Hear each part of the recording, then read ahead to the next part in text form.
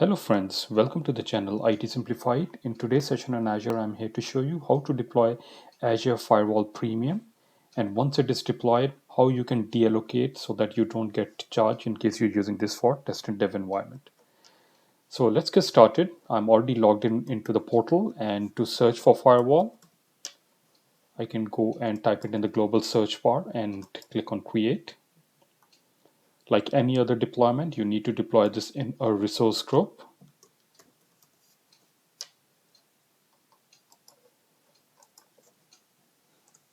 Give the name for the firewall. Pick your preferred region where you want to deploy this. I'm going to use Canada Central. You can deploy this within availability zone for higher redundancy. And this is what has changed. So it's only last week that they have introduced the premium version, which went GA. Previously, it was only standard. And when it was standard, you have this option of managing it by using firewall policy or by using the firewall rule. But with premium, you can only use firewall policy. You need to give the name for the firewall policy, and that is where most of your time will be spent when it comes to managing this firewall. I'm going to put it in Canada Central, and it's premium. You need to deploy this in a virtual network, and this is a platform as a service, so it's highly available. So as the traffic grows, your number of nodes in the backend will increase, and that is the beauty about this firewall, is that as compared to some of the other NVAs in which maybe you have to deploy this in an availability zones or deploy multiple machines in availability set, this is automatically taken care for you. Now when it comes to the subnet, it has to be exactly the way the naming convention is over here, like Azure Firewall Subnet. And you also need to give the name for the public IP of this firewall. You can configure force tunneling, but I'm going to leave that to the default. You can also tag it, and you just review and create. And I've seen that on an average, it takes anything between 5 to 10 minutes for the deployment. Now, for the sake of this demonstration, I've already deployed one with the name ITS Firewall. And as you can see that it is in Canada Central under the virtual network with a policy name ITS policy. A public IP was assigned to this, and it is in the subnet, Azure Firewall subnet, and there's a private IP also. So let me just expand the public IP of this firewall, and I'm just going to copy this because we're going to test this, is that when we deallocate, this IP should remain same. So let me save it.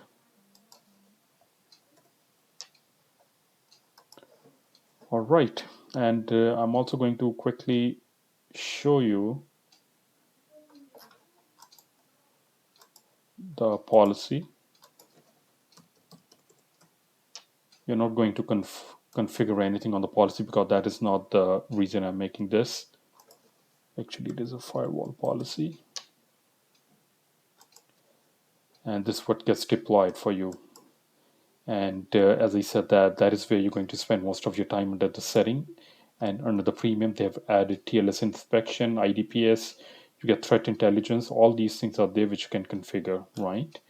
And you can deploy this. Say, for example, if I want to deploy the IDPS, I can just keep it disabled, which is a default. I can configure this to generate alerts only. And I can also specify that it generates alert, also deny the traffic in case there is some malicious activity happening. But what I'm going to show you now is how you can deallocate in case you're using this for lab environment, because it is one of the more expensive services within Azure portfolio. If I remember correctly, the standard option is anything between $11 to $1,200 Canadian, and the premium version is obviously even more expensive than this. So if you're using this for in a lab environment, you're testing it out, you should have this option of deallocating. So all the configuration will be saved for you, but it will be under the stop state, and you won't be charged any money during that time. And also you can just allocate it back. So for this, I'm using the Cloud Shell, which I've already opened up, and there is a command that I'm going to run. So this is the stop an existing firewall command, and this is the first command. Your get Azure firewall, you have to give the name for the firewall with the resource group name. So in my case, it is ITS firewall, and the resource group name is firewall RG. So let me just copy this and see what we get here. All right, so that went smoothly. The second one is the deallocate. So let me just copy this, put this here. Okay, and for anything, whether it's for deallocating or for allocating firewall, you need to have the set Azure firewall parameter.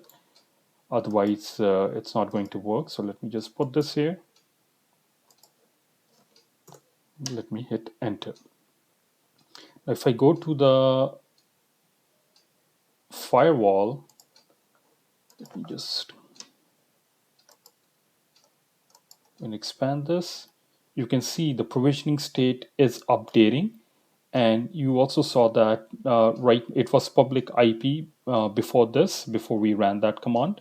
Now that public IP is also gone from here, so it means that it will be put under the deallocated state. But I was just doing some testing before and just want to point out something. Even though it's deallocates under the provisioning state, it still says succeeded. So because it's a new feature maybe, but one way of checking this out is that your public IP is removed. It means that it has been put under the deallocated state. And that's why actually you'll see that the provisioning state is updating because we ran that command, right? So it's still running. So let's give it a minute.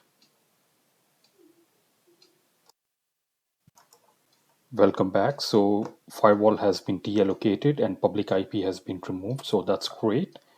And actually, since we are here, let me just also show you how to allocate it back, right? Let me just clear the screen. And for that, I'm going to use the command, allocate command. And for that, you need to specify the parameter again, get Azure firewall. So let me just copy this.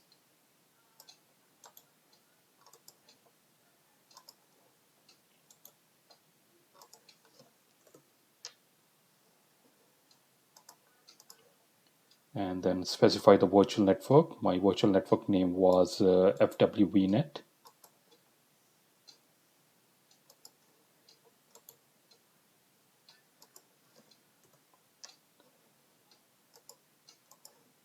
Right, and the public IP was FWPEP.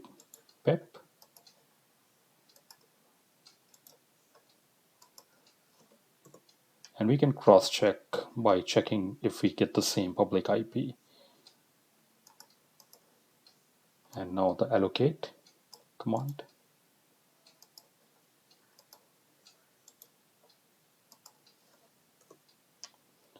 And finally, we're going to end this with set Azure firewall command.